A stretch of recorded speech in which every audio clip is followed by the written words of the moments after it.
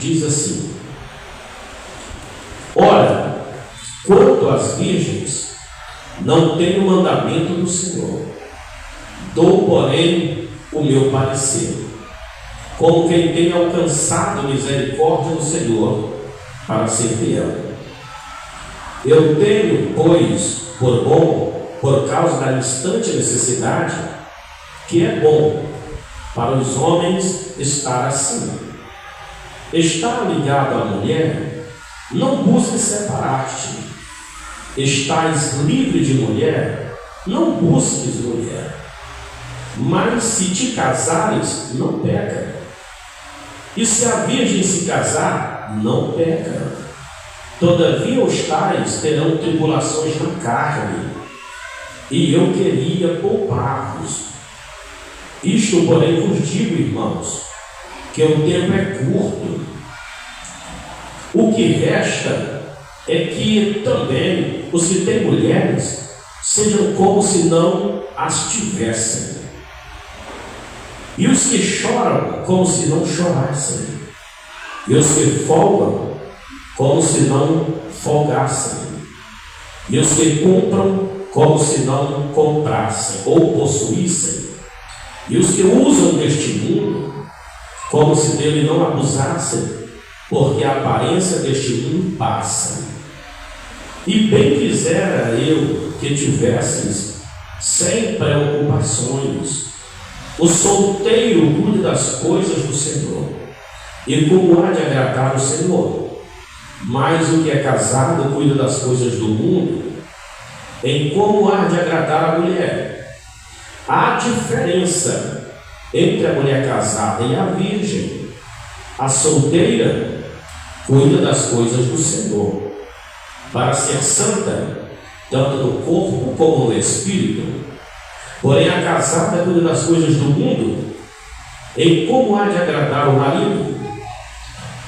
E digo isto para proveito vosso, não para vos restringir, mas para o que é decente e conveniente, para vos unirdes ao Senhor sem distração alguma. Mas se alguém julga que trata indignamente a sua virgem, se tiver passado a flor da idade, e se for necessário que faça o tal que quiser, não peca, case-se. Todavia, o que está firme em seu coração não tem necessidade, mas com poder sobre a sua própria vontade, se resolveu no seu coração guardar a sua virgem, faz bem, de sorte que o que a dá em casamento faz bem, mas o que não a dá em casamento faz melhor.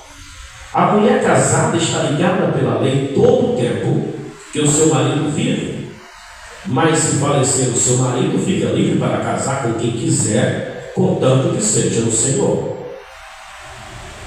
Será, porém, mais bem-aventurado se ficar assim, segundo o meu parecer.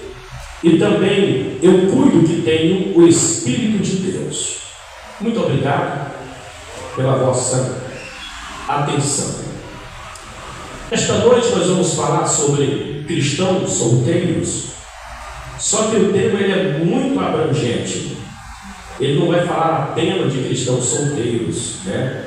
Até porque Paulo se dirigiu rapidamente nos versículos 8 e 9 sobre esta classe de cristãos que são solteiros, mas nesta última sessão deste capítulo ele entra em detalhes, e a pergunta principal era esta: um cristão deve se casar?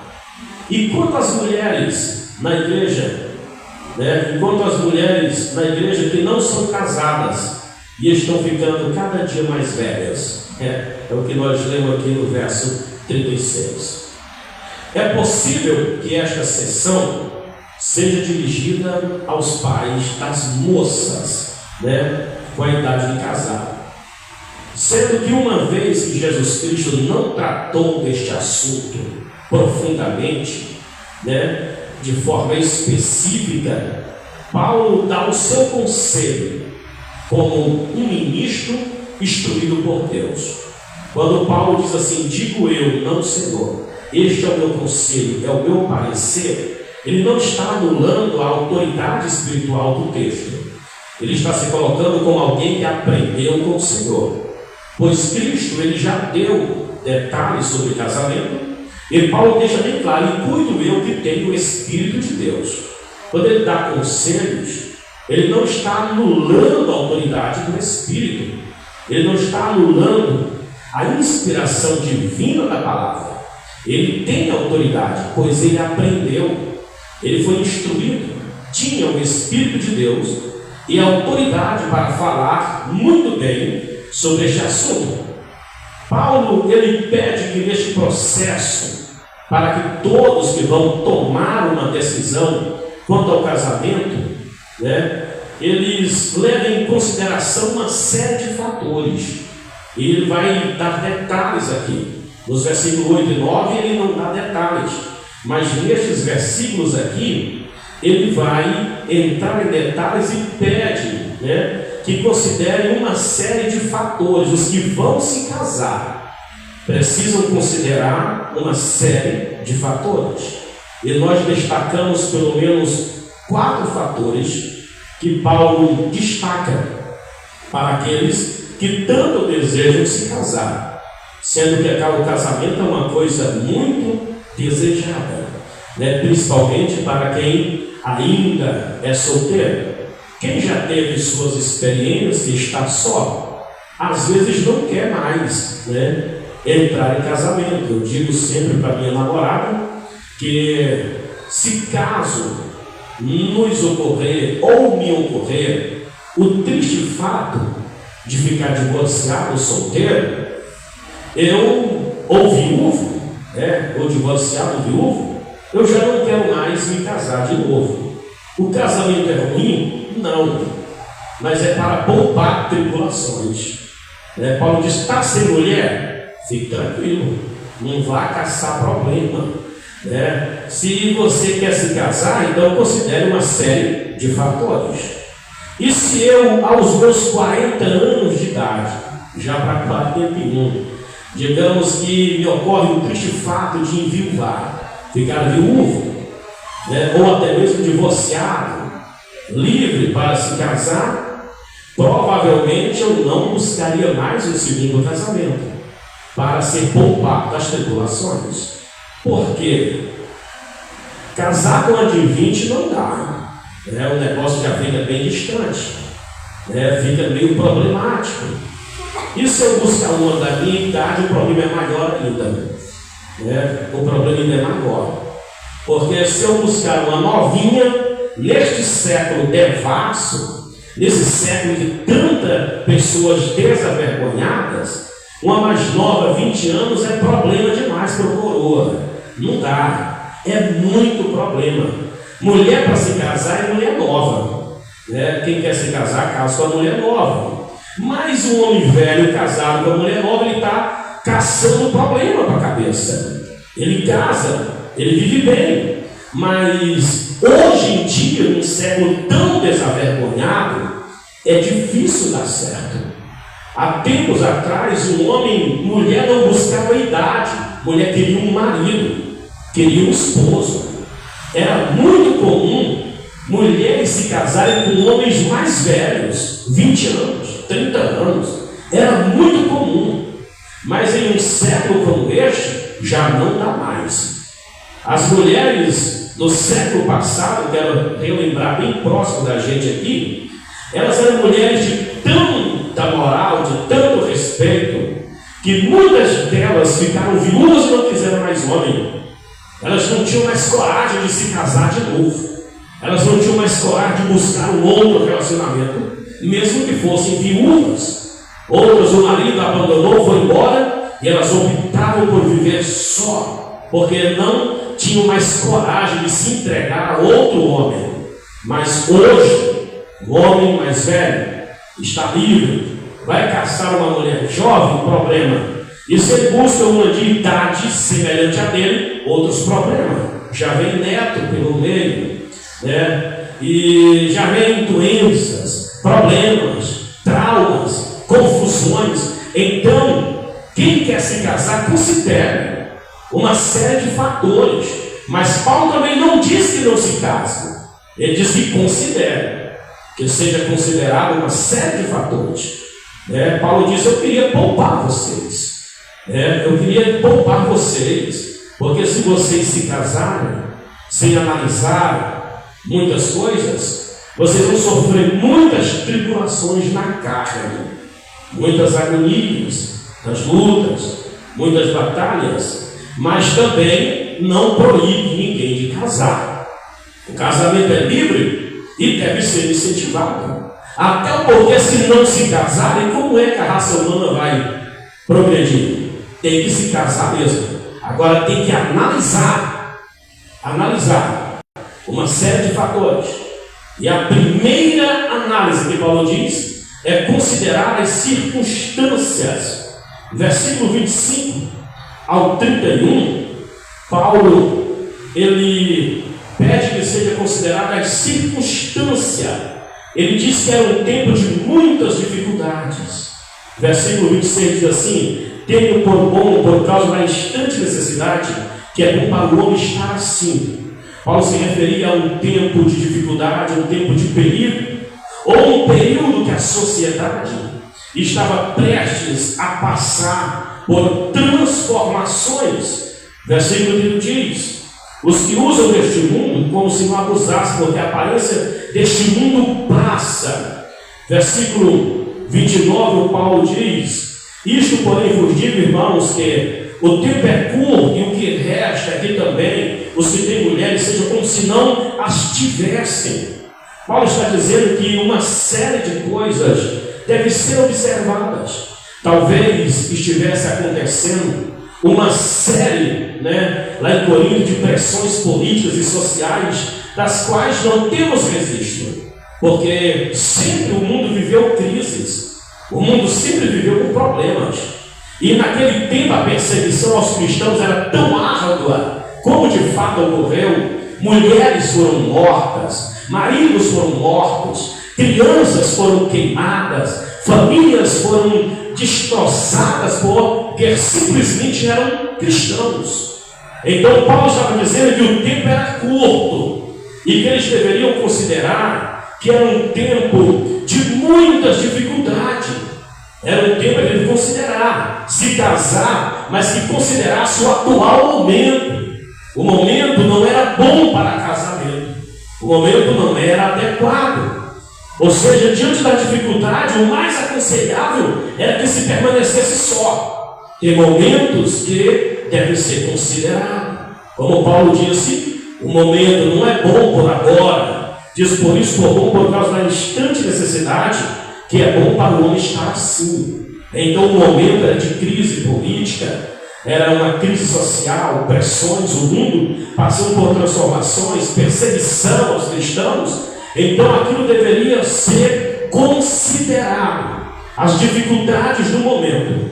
E hoje o conselho de Paulo ainda é válido para nós até hoje. Quem está só, glória a Deus. Quem está casado, aleluia. Mas antes de buscar o casamento, considere o momento, considere a situação, se tem de fato condições de casar e permanecer casado. Casar para permanecer casado. Não é casar para se separar. Deve casar para permanecer casado. E se o momento realmente possibilita isto, casar para permanecer casado. No entanto, isso não significa que os cristãos devem tentar se divorciar. Deu crise, divorcio. Não é crise, não é para divorciar. Uma vez casado, casados para sempre. O momento não pode ter uma autoridade ao ponto de dissolver o casamento. O conselho de Paulo também é para os que não casaram. Também não diz que alguém não deveria se casar. Paulo está falando para não casados, mas também não está dizendo que não deve se casar. Não existe uma proibição.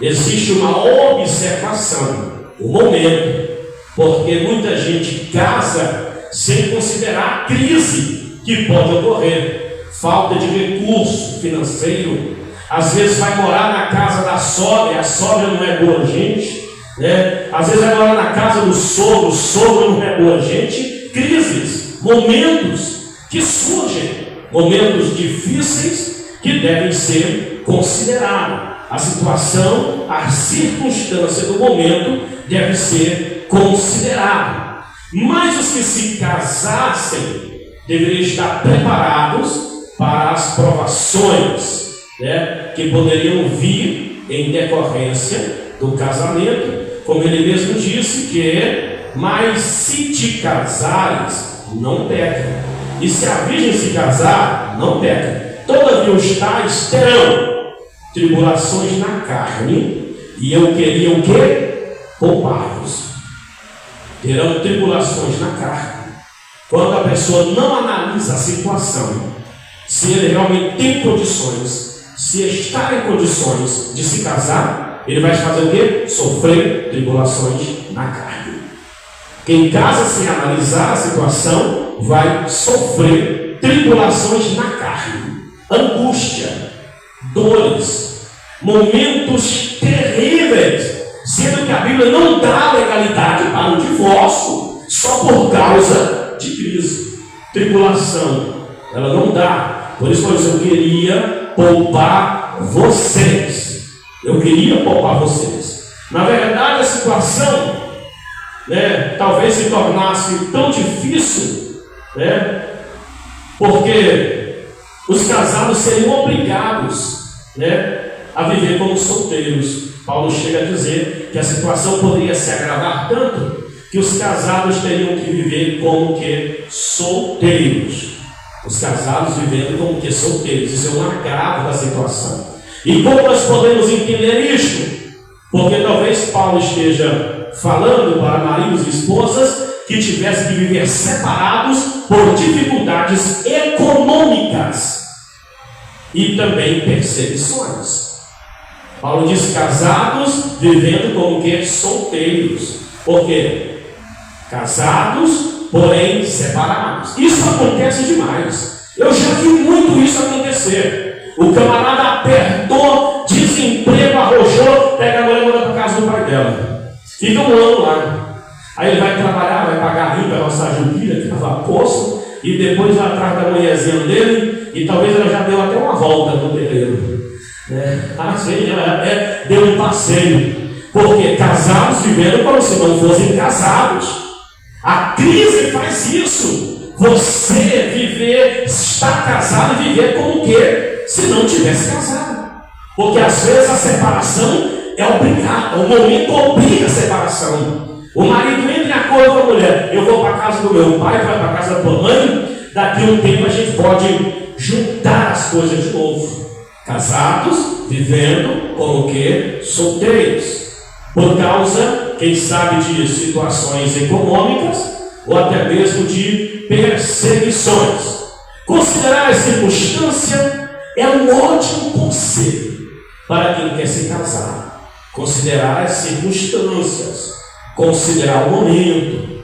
Eu tenho capacidade de suportar o jugo do casamento.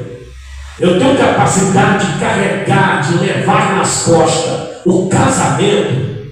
Eu tenho que analisar tudo isso, pois Paulo disse: tereis tribulações na carne. E quando a tribulação na carne chegar, e aí, separa? Como faz? Ou vai comer um angu, os dois juntinhos, debaixo da ponte, debaixo da lona, como acontece muito, crises, louva a Deus, porque nenhum de nós já chegou a esse ponto, mas famílias já foram viver debaixo da lona. Dificuldade, tribulação na carne, momentos difíceis, momentos angustiosos, né? Momentos difíceis demais. E nós devemos ver que a idade com que as pessoas hoje no nosso século cada vez mais estão se casando com a idade avançada. As pessoas estão considerando muito a questão do casamento. Antigamente se casava com 16, 17, 18. Hoje, com 30 anos, ainda estou pensando que quem sabe em me casar. Isto é normal nesta sociedade. Isto é normal. Eu achei que estava me casando velho, aos 21 anos de idade. Eu queria ter casado era com 18, mas não achei aí quando eu tinha 18. Vim achar quando eu já tinha 21. Então, hoje não. Hoje as pessoas estão casando com idade mais avançada, uma idade bem mais avançada. Filhos, é muito normal, filhos hoje, depois dos 35, 40, é que os pais começam a projetar filhos.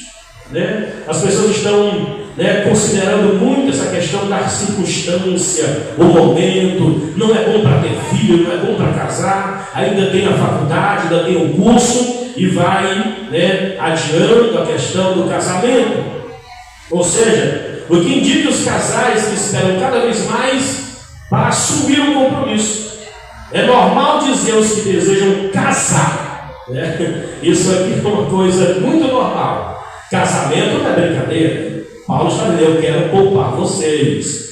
Vocês considerem as circunstâncias. Vocês considerem o momento onde se casar. Por quê? Um casamento, ele custa muito caro. Por isso que eu digo que a parte mais barata do casamento é a certidão do cartório. Só existe isso barato no casamento. É a certidão do cartório. O resto é tudo mais caro. Não tem casamento barato. Não tem. Não existe casamento barato. A parte mais barata do casamento é a certidão. É talvez uns R$300. Casou, meu filho. O resto tudo é mais caro. Casa, comida, água, energia, ar-condicionado, automóvel, roupa, calçado, remédio, médicos, saúde. E, meu irmão, um casamento ele é caro. O casamento é muito caro. É como dizem os maranhenses: quem não pode com o pote, não pega nem na rodia. Então, quem já se casou deve segurar o casamento, que ele não é barato. E quem vai entrar, considere que o casamento ele é caro. Em segundo lugar, meu Deus, a hora passa voando. É preciso encarar as responsabilidades com honestidade. Versículo 32 ao 35 diz assim: e bem quisera eu que estivesse sem preocupações. Olha só, o solteiro não tem preocupação, governador. Diz aqui, e bem quisera eu que estivesseis sem preocupações. O solteiro cuida das coisas do Senhor, e como há de agradar o Senhor. Mas o que é casado cuida das coisas do mundo, como há de agradar a mulher. O solteiro agrada a Deus, o casado tem que agradar a esposa. A diferença, versículo 33, versículo 34, a diferença entre a mulher casada e a virgem. A solteira cuida das coisas do Senhor, para ser santa, tanto no corpo como no espírito, porém a casada cuida das coisas do mundo. E como ela vai agradar o marido? Versículo 35, e digo isto para proveito vosso, não para vos restringir, mas para o que é decente e conveniente, para vos unirdes, ou para vos unirdes ao Senhor, sem distração alguma. A ênfase principal desse texto é ficar ansioso, que significa ser puxado para olhares, diversos tipos de olhar em direções diferentes. O cuidado de Paulo aqui, a preocupação de Paulo é que eles não vivessem ansiosos. Preocupação aqui é ansiedade, é ser puxado para olhar em direções diferentes. Que o casamento, ele às vezes deixa o casado ansioso. Como diz o verso 32, eu quisera que você tivesse sem preocupações. Aqui o sem preocupações é sem ansiedade, tranquilo. Então o casamento deve ser encarado com responsabilidade e honestidade.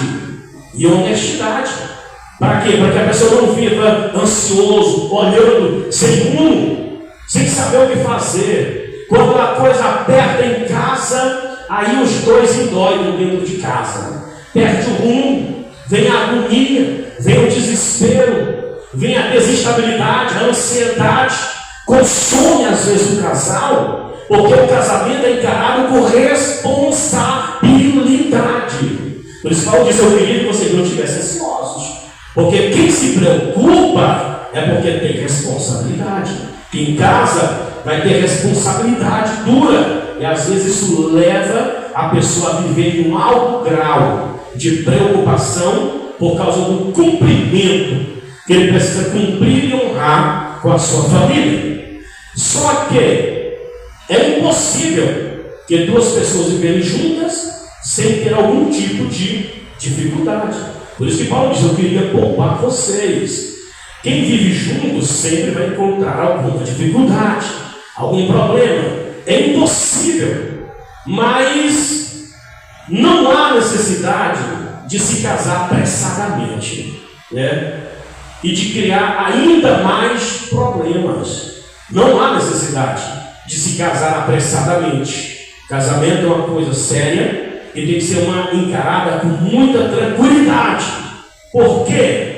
Porque o casamento requer maturidade. O casamento requer maturidade. E a idade não é garantia de maturidade. Não. Tem muita gente velha que não tem maturidade. Tem muita gente que já passou dos 40, mas ainda não é maduro para ser esposo ou esposa. Porque no casamento requer maturidade, a idade não é garantia de maturidade. Às vezes alguém se casa jovem, mas adquire maturidade cedo. E outros envelhecem e não amadurecem. Envelhece, mas não tem maturidade. Então o casamento, ele precisa, de maturidade por parte daqueles que vão se casar. Já precisa entrar com uma ideia madura. Se está dando na cabeça, pode cadeirar lá fora. Não fique colocando as mãos na cabeça por causa do som. Pode botar na calçada, não tem problema. Então, o casamento, ele requer maturidade. Mais uma vez o Paulo enfatiza essa situação, Só que ele não sugere que seja impossível de um homem e uma mulher se casarem e servir ao Senhor de um modo aceitável. O que Paulo está dizendo aqui é que os solteiros cuidam das coisas de Deus e os casados, eles cuidam das coisas do casado. Só que Paulo não está sugerindo que é impossível de um homem e uma mulher se casarem e viverem e servir ao Senhor de modo aceitável. Por quê? Nós conhecemos inúmeras famílias que conseguem desenvolver o seu papel familiar e conseguem também desenvolver a obra de Deus. Não é impossível. Paulo não está dizendo que é impossível. Paulo está dizendo que é impossível de que duas pessoas vivam juntas sem ter algum tipo de dificuldade. Mas ele também não sugere que é impossível um homem e uma mulher se casar e servirem a Deus e serem frutíferos de forma aceitável no reino de Deus. No entanto, o servo de Deus, ele deve pensar no seu cônjuge e nos seus filhos. Não é impossível, não é impossível de se casar e servir a Deus de modo aceitável. Mas os casados devem pensar no cônjuge e nos filhos. É aqui onde muitos não conseguem administrar, o relacionamento com o cônjuge e o relacionamento com os filhos, como disse Paulo, para que eles não sejam levados a distrair, a viver em distração relacionada ao seu verdadeiro propósito, como ele diz. E digo isto para proveito vosso, não para vos restringir, mas para o que é decente e conveniente, para vos unirdes ao Senhor sem distração alguma. Sem distração. O que pode acontecer é que a pessoa pode ser levado a distrair-se de seu maior propósito, que é servir a Deus. Às vezes a família é uma desculpa. Alguém usa como desculpa para não servir a Deus. o cansaço, eu não vou na igreja, o cansaço, eu não vou no evangelismo, o cansaço, eu não vou na oração, o cansaço, eu não vou jejuar, o cansaço, eu não posso me envolver na obra, o cansaço, e isto com aquela tese que é justa, é honesta, pensar na esposa, pensar no esposo, pensar nos filhos, mas com muito cuidado para não ser levado a uma distração e desviar o foco do seu maior propósito, que o nosso maior propósito é servir a Deus. É possível agradar a Deus, né? E também o seu cônjuge, se nós nos sujeitarmos a Cristo e obedecer a sua palavra. É possível agradar a Deus e ao cônjuge, se nós nos submetermos a Cristo e nos sujeitarmos à sua palavra. Se nós nos submetermos a Cristo, obedecer a sua palavra, é possível sim agradar a Deus e ao cônjuge. Isto não é impossível, é possível sim estarmos casados e agradando a Deus. Só que Paulo, ele decidiu viver uma vida sem cônjuge, viver uma vida sem família. Por quê? Ele decidiu doar a vida dele. E muitos outros homens também fizeram isso na reforma.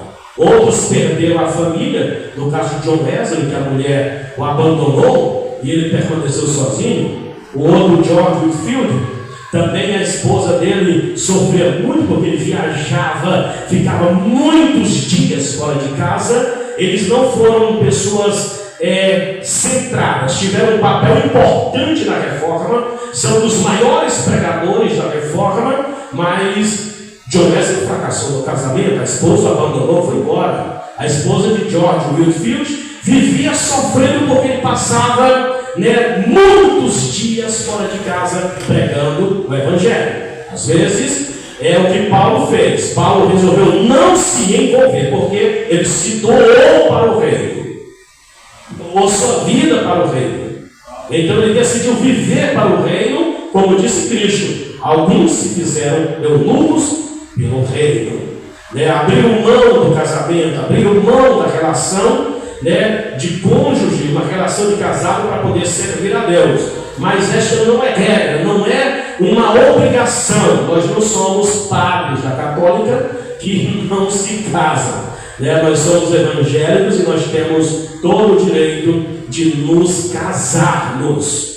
Certo dia, falando sobre tribulação, as dificuldades, encarar o casamento com responsabilidade, com honestidade e lutas, casado, agradando a Deus, agradando a família. Eu lembro de um certo amigo de um teólogo americano, Wesley, teólogo americano, norte-americano. Ele tinha um amigo e o amigo dele, ele tinha uns posicionamentos assim mais bem aprofundados, mais contundentes, até mesmo polêmicos. E ele enfrentava muitas dificuldades. Quase todos os dias os jornais falavam alguma coisa a respeito de muita oposição, por causa do seu posicionamento bíblico teológico. E quando alguém perguntou para ele assim: como é que você suporta viver com tanta oposição? Qual foi a resposta dele? Eu sou feliz em casa.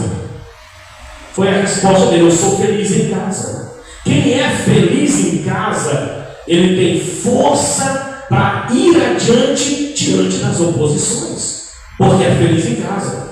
O mundo pode estar pegando fogo, ele pode estar sofrendo perseguição. Chegou em casa, ele é feliz, é como se aquilo não existisse. Essa foi a resposta. Como é que você consegue sobreviver a tanta pressão? Jornais, comunicados, todo dia uma nota sobre ele, diz: eu sou feliz em casa. Eu sou feliz em casa. Foi a resposta dele: eu sou feliz em casa. Os cristãos solteiros, que sentem o chamado para servir a Deus, devem examinar o coração, a fim de determinar se o casamento pode ajudar ou atrapalhar no seu ministério. deve ter muito cuidado quem deseja se casar, né, na escolha de um cônjuge para poder servir a Deus. Na hora de escolher um cônjuge, escolha alguém que pensa como você, que tem ministério como você, para que vocês possam servir a Deus e agradar a Deus. Quem tem ministério deve procurar casar com alguém que vai pensar, aceitar o ministério do outro. Porque muitas irmãs que cantavam quando era jovem, tinham sonho de viver, de gravar um CD, que antigamente era um CD, e virar cantora internacional, casou e o marido prendeu o ministério. E acabou. Muitos obreiros também que tinham um sonho, um projeto, quem sabe de ser pastor, de ser pregador, casou e a esposa pegou no pé e disse: negadinho, você vai cuidar de mim agora. E enterrou o ministério. Né? Eu tive a graça de casar com a irmã Iris porque ela compreende o meu ministério. Já fui chamado de preguiçoso, sempre trabalhei, né? Já fui chamado de tanto nome porque sempre gostei de fazer a obra e sempre estar fazendo um serviço daqui e daquela, mas já sofri tanta oposição, já sofri tanta perseguição. Uma vez uma senhora pediu até a nossa moradia, porque eu estava estudando em casa, eu tirei uns meses para estudar e não estava indo para a barbearia trabalhar, e a dona da casa, do apartamento onde morávamos, pediu aluguel, porque não suportou ver eu dentro de casa sem fazer nada. Mas eu não estava fazendo nada, eu estava estudando, estava me preparando, eu estava me capacitando. Então, graças a Deus, a irmã Irdes, ela sempre me apoiou, mas ela também nunca passou fome, nunca passou necessidades, e ela sempre compreendeu o meu ministério, e estou exercendo o meu ministério desde os 19 anos de idade, eu vou para 41, exercendo o ministério, e ela nunca passou uma fome, porque Deus ele sempre cuida. Mas oposição, já sofri demais. Muitos obreiros, né, que se casaram com mulheres que não têm pensamento ministerial, colocam uma pedra no ministério do obreiro e acabou. Ele tem que cuidar mesmo dela, ele tem que agradar ela, ele tem que viver para agradar a esposa para agradar o marido. Por isso, na hora de se casar, deve escolher bem na hora de se casar. Por quê? Para que não haja impedimento no ministério, né? Cada pessoa ela tem o próprio dom de Deus e o seu chamado, e deve ser muito obediente à palavra de Deus. 3. O tempo passa voando. Cada situação é singular. Versículo 36 ao versículo 38. Mas se alguém julga que trata indignamente a sua virgem, se tiver passado a flor da idade, e for necessário que faça o tal, o que quiser, não peca, case-se. Todavia, o que está firme em seu coração, não tem necessidade, mas com poder sobre a sua própria vontade, se resolveu no seu coração guardar a sua virgem, faz bem. De sorte que o que a dá em casamento faz bem, mas o que não a dá em casamento faz melhor ainda. Paulo ele se dirige, né, aqui aos pais de moças solteiras. Lá nos versículos anteriores, né, a gente entende que naquele tempo eram os pais que arranjavam um casamento para os filhos. Eram os pais que arranjavam o casamento.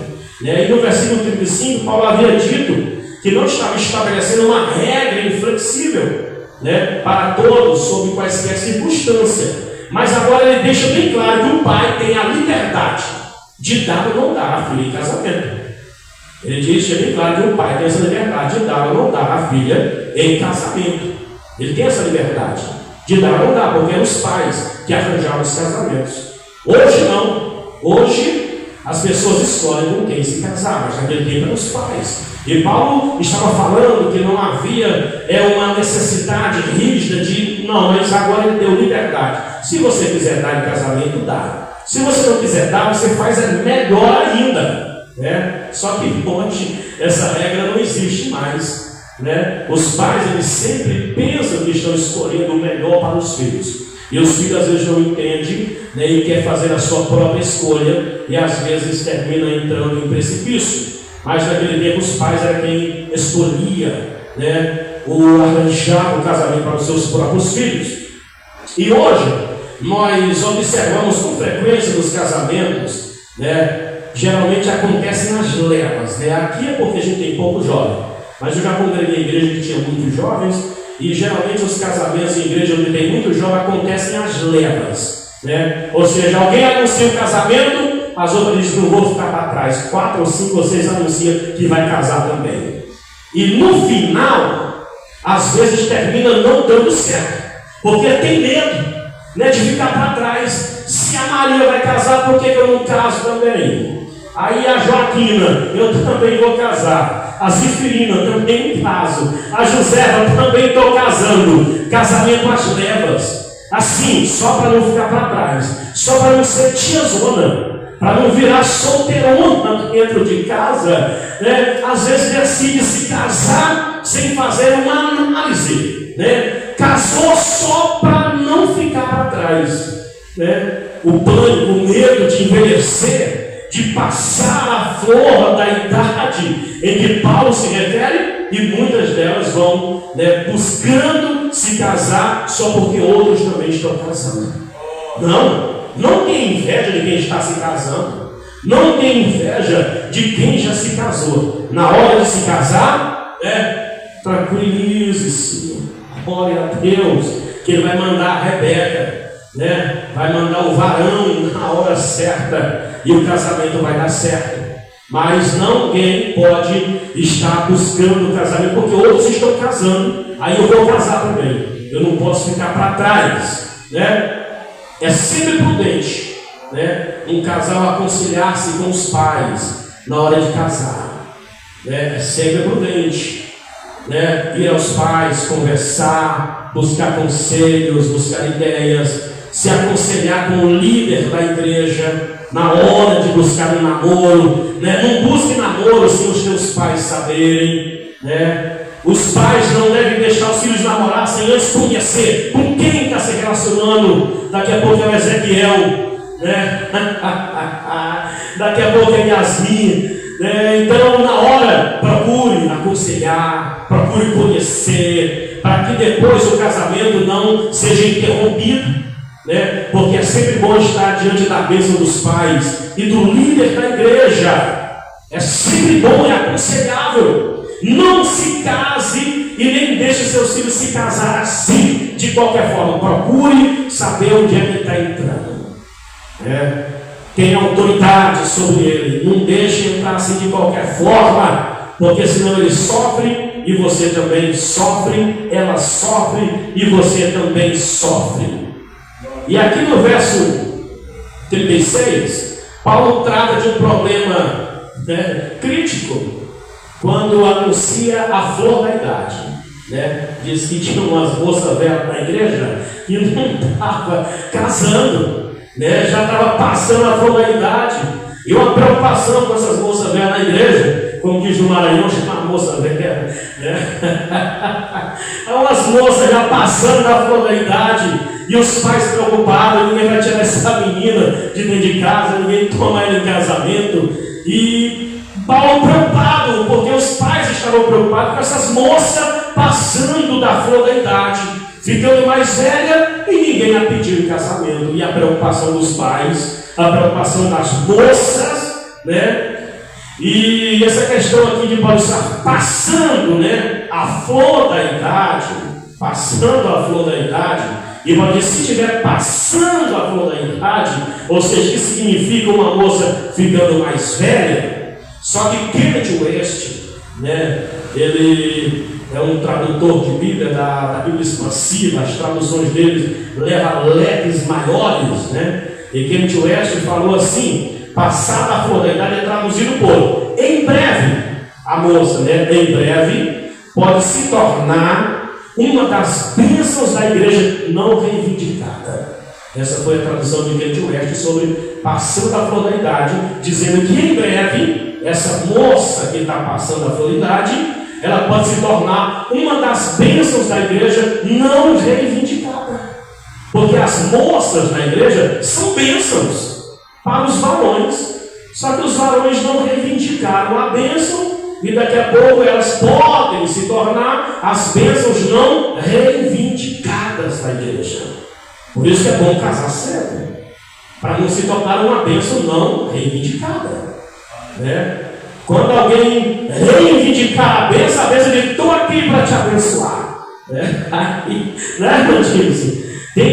A bênção tem que reagir quando alguém reivindicar a bênção. Se não passa a flor da idade, e fica depois que passa a flor da idade, a preocupação é até bíblica, como Paulo deixa bem claro. Mas se alguém julga que trata indignamente a sua virgem, era moça virgem, mas estavam tratadas indignamente. Por quê? Quero mais não, né? Já está passando de 30, né? Eu quero é de 15, é de 16. Isso acontecia lá atrás. Paulo disse: mas se alguém julga que trata indignamente a sua virgem, se estiver passando a flor da idade, né? Os varões não estavam mais querendo as moças maduras, né? E Paulo também expressa dizendo: rapaz, dá essa moça em casamento. Se você der em casamento, faz bem, mas se não der em casamento, faz melhor ainda, né? Faz melhor ainda. Só que existe um perigo, de que ela cometa o erro de se casar apressadamente. Também isso aqui serve para os rapazes, que às vezes está chegando à flor da idade e às vezes comete o erro de se casar apressadamente se casar, só para não virar um solteirão, uma solteirona. Aí casa de qualquer forma, aí a taboca racha, aí a coisa aperta, né? Como alguém dizia, um amigo também de Wisby, sempre dizia assim: é melhor viver solteiro em solidão do que casado em maldição. É melhor viver solteiro em solidão do que casado em maldição. Isso era um conselho de um amigo de Wisby, que sempre dizia, quando aconselhava, né, pessoas querendo casar, dizia: é melhor viver solteiro em solidão do que casado em maldição. Melhor solteiro em solidão do que casado em maldição. E nós vamos ficar por aqui. A quarta consideração vai ficar para um outro dia, quem sabe, porque já deram 9 horas da noite. Vamos ficar de pé, em nome de Jesus Cristo. Que Deus abençoe. No outro dia, a gente tiver a oportunidade de falar para um jovem, a gente vai estar falando aí, quem sabe, desta quarta consideração que Paulo faz.